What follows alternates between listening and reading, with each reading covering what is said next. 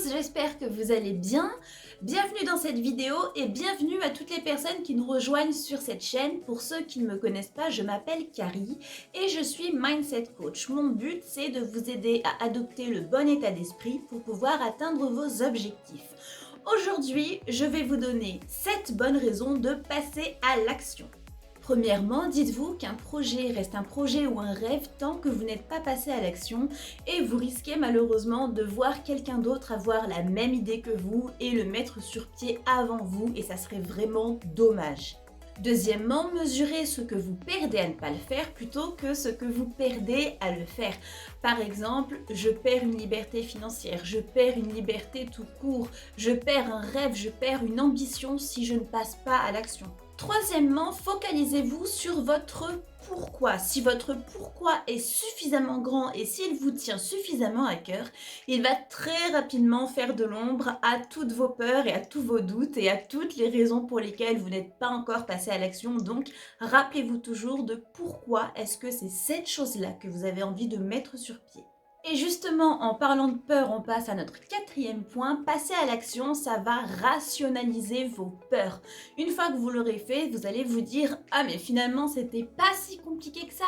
C'est comme quand on devait présenter un exposé au tableau ou qu'on a dû aller parler à quelqu'un. On a eu super peur de le faire, mais une fois que ça a été fait, on s'est dit « Mais en fait… » ça va, c'était plutôt cool. Ça va découler sur notre cinquième point, l'action appelle l'action.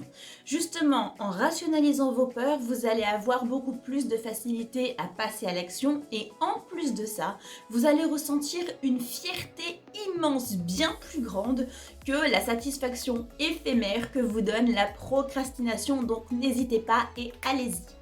Sixième point, n'attendez pas de résultats précis. Quand vous menez une action, faites-le et vous verrez bien ce que ça donne. Je vous donne l'exemple d'une personne qui poste une vidéo sur les réseaux et qui attend 1 million de vues. Si cette personne n'a pas 1 million de vues, elle risque d'être déçue et de se dire finalement cette action elle a servi à rien et elle ne va pas recommencer.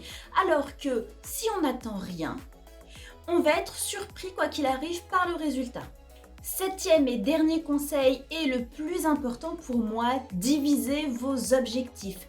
Je vous conseille de rêver grand. Autorisez-vous à rêver grand mais fractionnez vos objectifs.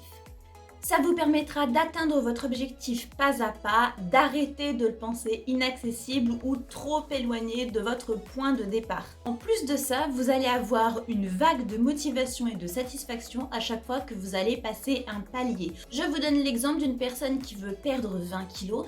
Si cette personne fractionne son objectif, elle va commencer par se dire je veux perdre 4 kg, puis 4 kg, puis 4 kg et tout doucement, elle va se diriger vers son objectif en se disant c'est super, je suis arrivée à mon premier palier. Et les moments où on va être fatigué, on va être un petit peu démotivé, et ben on va pas se dire 20 kilos c'est beaucoup trop loin. On va rester sur le petit objectif en se disant 4 kilos, je peux le faire. Même si là tout de suite je suis fatiguée, je peux le faire. Et petit à petit, pas à pas, on va atteindre l'objectif des 20 kilos. C'est déjà la fin de cette vidéo, j'espère réellement qu'elle vous aura plu et aidé. Je vous invite à vous abonner et à activer la petite cloche pour pouvoir recevoir des notifications à chaque fois que je poste une vidéo. Vous pouvez également me suivre sur les réseaux. D'ici là, prenez bien soin de vous. Je vous dis à la semaine prochaine pour le 5e épisode de Tips Time et je vous fais un gros bisou.